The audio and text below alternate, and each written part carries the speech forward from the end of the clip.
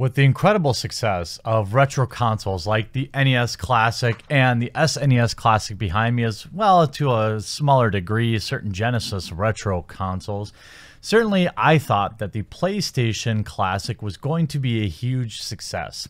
Here we are now on December 28th. It's not even been out for maybe more than a month or so, and it's being discounted 40% off. Loads of 1- and 2-star customer reviews, and overall disappointment. Why did the PlayStation Classic fail? Well, I don't think it was any one particular reason. I think it was a combination of several reasons that I want to go through with you right now as I pull up my notes. I think first and foremost, with a gigantic catalog like the PlayStation 1 has, you are never really going to please everyone with the number of games you chose. However, the games they did choose for the PlayStation Classic didn't really please anyone at all. When you have amazing titles like Gran Turismo, Tekken, Parasite Eve, Tomb Raider, Crash Bandicoot, the omission of these titles from the original lineup seemed absurd to me. The fact that, to a lesser degree, the PlayStation Classic only had 20 games on it was also a huge letdown in my opinion. Now, you go to the NES Classic, that had 30, I believe. And the SNES Classic had fewer. But again, the licensing is what you're really paying for here. You're probably talking about $5 to $10 in hardware. Everything else is going to be licensing fees for the games. You mean to tell me, okay, maybe they couldn't get it for Gran Turismo. Maybe they couldn't get it for Crash Bandicoot. But if you can't get it for those things, where are like Tony Hawk's Pro Skater 3, Hot Shots Golf, Twisted Metal, all these type of games like, you know, Dragon Quest, Rayman. These are all some of the games that we all remember from the PlayStation. I don't want to nitpick too much because everybody's list of games that you would have wanted on there is going to vary, and you're never, like I said, going to please everyone. But Dragon Quest 7 would have been awesome. Gran Turismo would have been awesome. Final Fantasy Tactics. Yeah, you can't have 2 Final Fantasy games on there. Says some. But let's say you open it up to 25 or 30 titles. That allows you to bring in some more variety. The idea that you, PlayStation themselves making this console, whom would have had the absolute best negotiation position to get the licenses for these games, and you only come up with 20 out of the hundreds and hundreds and hundreds of PlayStation 1 titles you could have chosen from, seems to me like an absolute failure. Side note, side mention, why can't, for $100, and the marketing saying 20 games preloaded, did lead some to believe that the console was going to let you download more. Now, I was never really sure about this since you can already get some classic PlayStation games in the PlayStation Store, so I'm not sure why you would have a second avenue for that.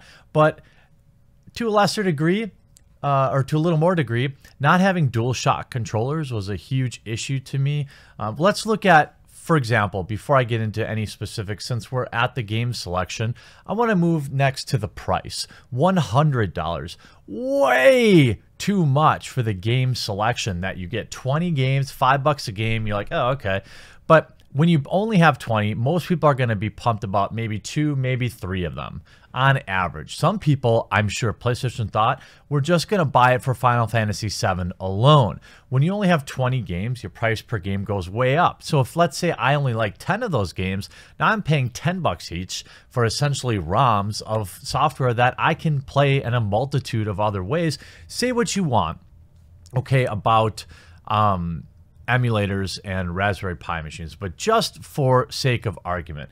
Now you could say, well, this didn't affect the NES Classic or the SNES Classic, but I think there's a huge reason for that. One, there's way more nostalgia for Nintendo. That's just the way it is. But also, the games they chose for the SNES and the NES Classic were amazing. You got like Star Fox 2, a game that you could never have gotten without buying the Classic. You've got Earthbound, you got some, F-Zero, Zelda, Super Mario Kart. The SNES 2 or the SNES Mini lineup is nearly perfect. Now on the Classic, you've got Kirby's Adventure, you've got Metroid, Super Mario, Donkey Kong, Pac-Man, some classic throw-ins and stuff like that. But again, they were also cheaper, I think $60 and $80 respectively. Let's look at, for the $100 price point, this is a Raspberry Pi in the official case, okay? It has the capability to, whether you choose to or not, install all of these games. Then you could also purchase one of these, which I did for $30 or $40, and it has USB versions of every controller from every console. You've got the N64, you got the Genesis, which is backwards in there. You've got your PlayStation controller, NES, SNES. So I ordered 2 sets of those, and I got a Retro Pi for Christmas. So if you're going to look at these emulators, you know, we know the cost is not much for them. So if you're pushing me into a $100 price point, I'm already considering picking up one of these, because I didn't even know this, but this came with a bunch of games already preloaded on it. And I'm going to put out a video, I think, next week talking about the morality of emulators, because I think it's a very interesting topic, and it's very can be very controversial, and I think that would be a good discussion topic. But at the $100 price point, simply too much to not have the DualShock controllers, to not have more than 20 games, to not have some of the more popular games. Maybe you couldn't fit Gran Turismo on there, I don't know, but holy, I mean, that was like the #1 and #3 all-time best-selling PlayStation 1 game. Why wouldn't you have it on there? It just seems like totally absurd. Another thing that really hurt it was the PAL controversy.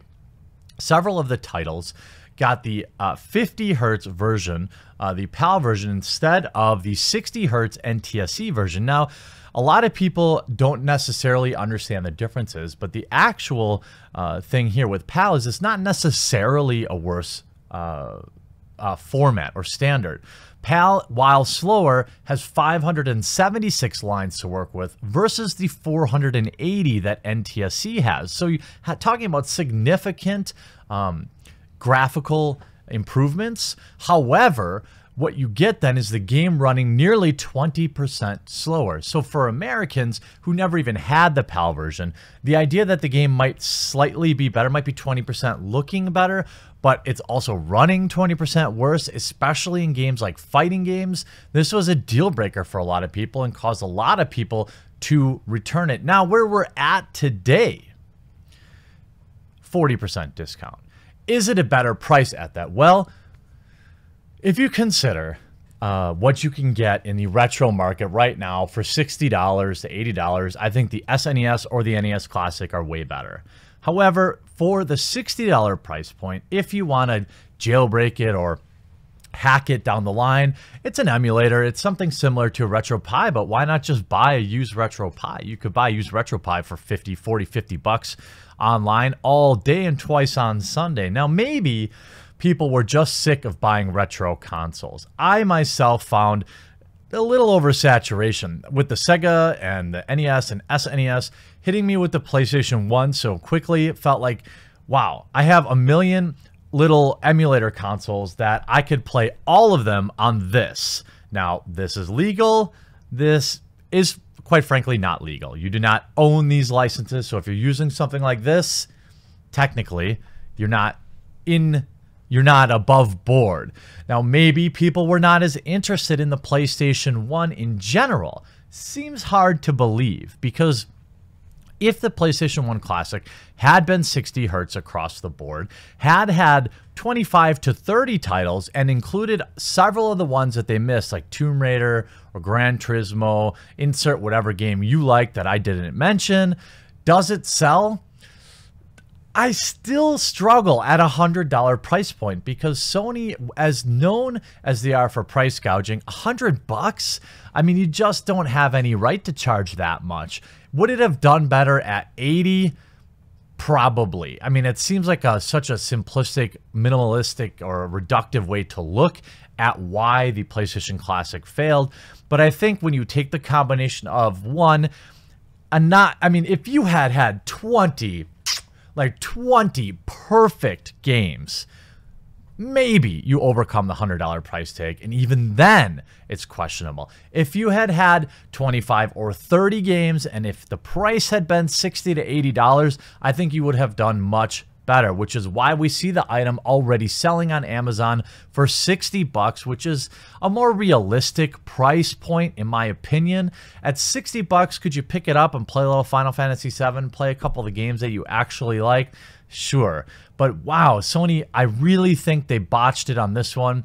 And the question is, are they going to come back, go back to the well next Christmas season and do some sort of PlayStation Classic version 2? Seems unlikely. What if they had done remastered editions or higher quality versions of our classic games on the PlayStation Classic? Maybe then you could have charged $100. But to be honest, used PlayStation 1s aren't that expensive, and you could probably get one or two of the games you actually want, unless they're like Final Fantasy VII, for it, which you can already get on Steam for just a few bucks. So it's not like these games aren't available. When you look at what the SNES did with Earthbound, one of the most expensive games you can get on the Super NES, you're getting a console version of it, basically an emulated version of it, legit.